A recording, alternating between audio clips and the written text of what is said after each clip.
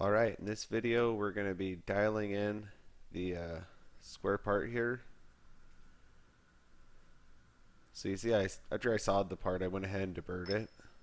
It's important to get in the habit of deburring all of your parts before you start working with them.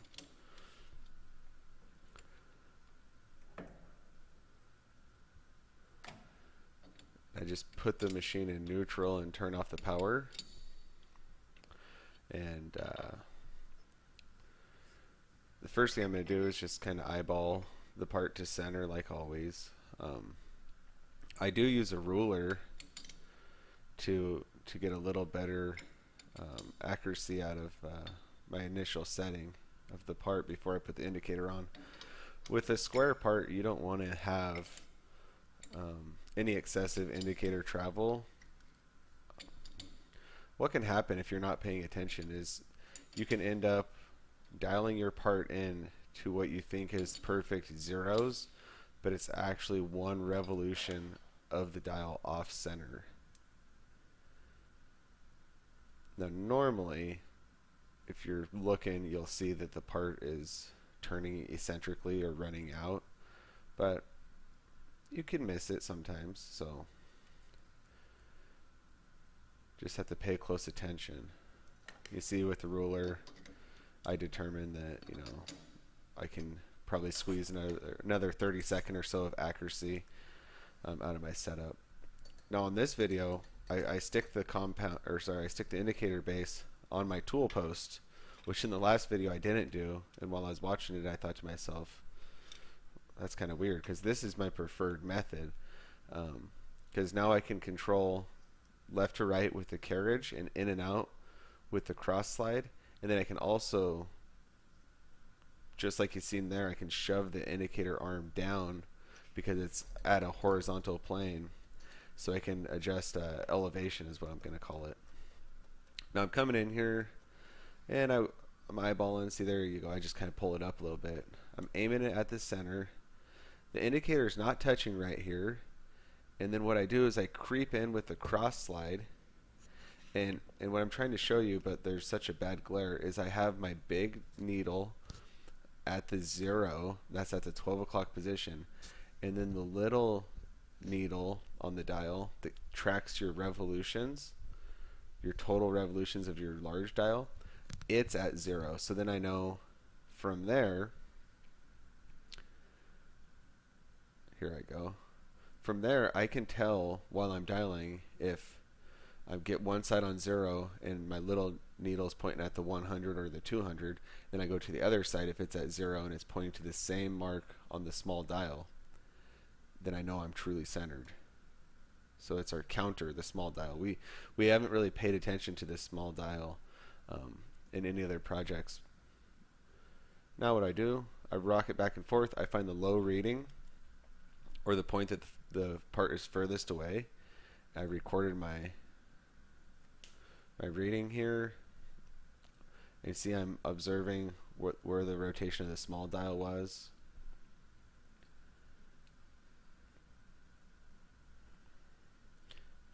Oh, and what I did there is I determined half of the distance between my first jaw and my second jaw, and then I just rotated the face, like I did in the last video. So I know I had to loosen this side, of course, to be able to tighten the other side. It's no different than a round part, dialing in a square part. The only thing is usually you have to pull the indicator stem away from the part itself. Now I've seen some students that they turn the chuck really, really slow and they get away with not having to pull the indicator away. I don't know. I don't see a point now. I just pull it away. And at the very end of this, you see I do give it a spin without pulling it away, and you see what happens.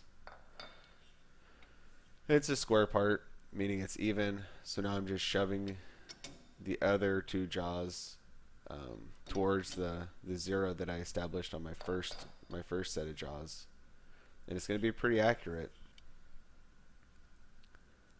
There's usually a minor error that you have to kind of readjust, but if your part's centered on one set of jaws, if you move the other set to the same location, it's usually going to put you close, as long as the part's symmetrical or round. Oh, and then here, so this first side, what I'm going to do, this is the back of the part. I'm just going to face and chamfer the part, and then I take it out of the lathe and I mark the overall length. But what happened on this is I forgot to hit record, so there's some missing scenes, which is unfortunate, but that's what happens sometimes.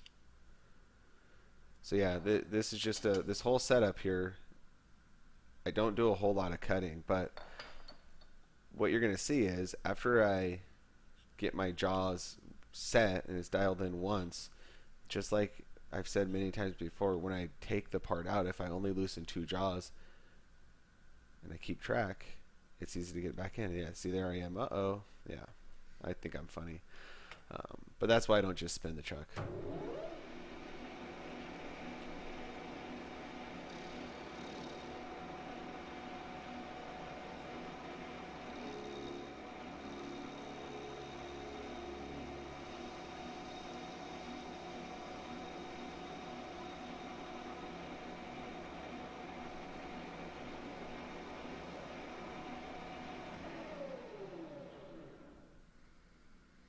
Yeah, just face the part. I put the 45 tool in, and I don't bother doing any layout lines. I just kind of eyeball it from, my previous knowledge. And if you do this, which is fine, err on the side of not going deep enough, as opposed to going too deep. Because the print does call for just a 1/16 by 45, and all you end up doing is knocking the corners off. I do off-camera sand the edge, the straight edge, just to make it have a broken corner.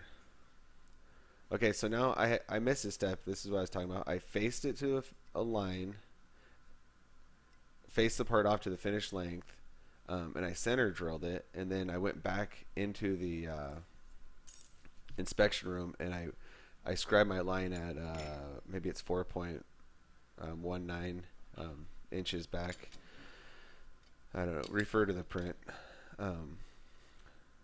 But once you get the part dialed in the first time, it's pretty easy to reestablish it. And I slide the center in, and always dial your parts close to the chuck, because if you're out there by the center, you don't know what's actually happening at the chuck, so you want to dial in close to the chuck. I'm gonna get this dialed in. I skip over it because it's kind of redundant, and this video is sort of long.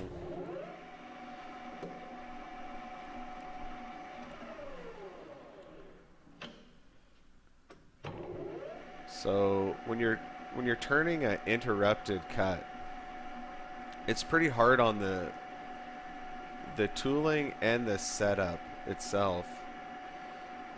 Now, this insert angle being a -5 degree or +5 degree, it's not optimal for an interrupted cut.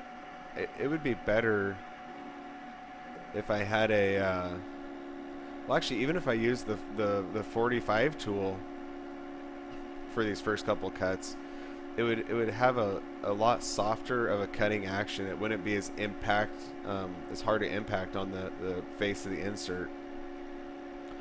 But I would have to make sure that I was stopping,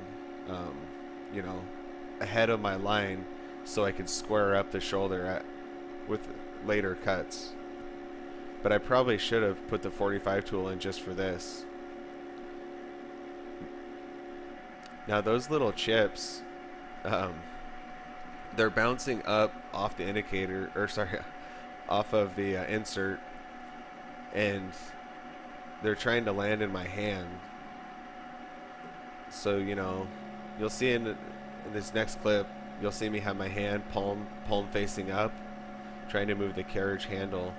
And I keep on moving it away because the chips are pretty hot. And sometimes this is just the things you deal with.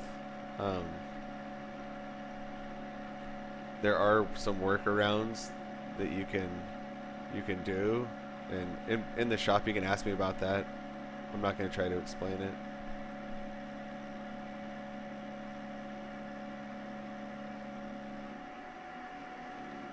Yeah, right there.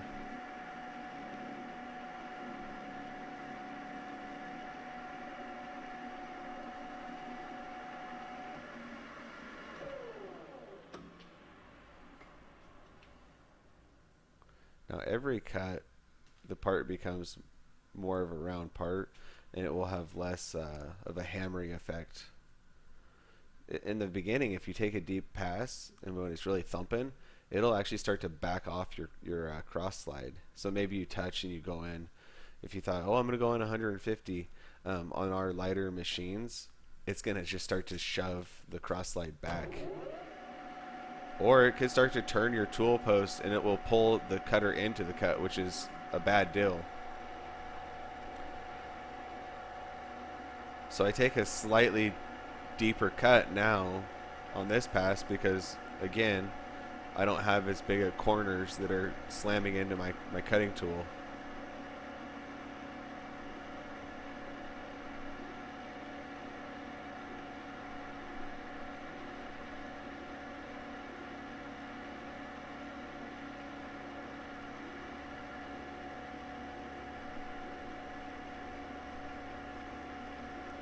And you see that the chips, they're not shooting up and spraying up as much. Now they're starting to form a big enough chip that they wrap into the insert, and then they do their normal path.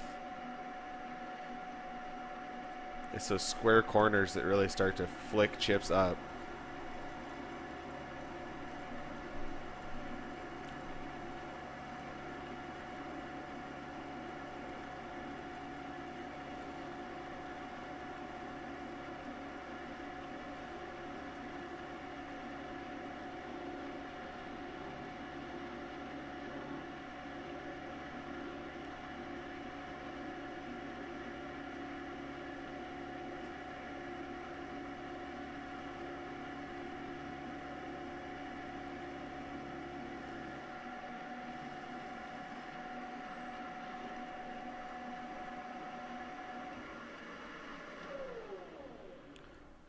Now I'm checking for taper. You're gonna have a little taper. I can't see what the heck this little GoPro camera. I like it a lot, but it does not focus quickly on close-up objects. But anywho, what is an acceptable amount of taper and what isn't? On this part, we want our size to be as close to 7.750 as possible. So hopefully your parts taper in that distance less than 3 thousandths. And the reason that we see a lot of variation with our equipment is, well, mainly sometimes students will run into the tailstock side with their cross slide going in and not notice it, and that'll tend to shift the center line of the tailstock, because tailstocks are adjustable and you just have to stay on top of it and keep on correcting them. This is my pre-finish pass, so I lightly dust that surface with some emery cloth, because I know that my finish pass, I want to have a good finish after it's done, so I'm getting rid of the material so it's in the same state that it will be after my final cut. And I take this final pass here. For some reason, I didn't record cutting the chamfers on the end of the part or on the shoulder section here. I was playing around with my cell phone to run the camera, and you would push record on that. Since then, I now just hit record on the camera itself. I don't know if that was the problem or what happened, but this last cut will be the end of the video here.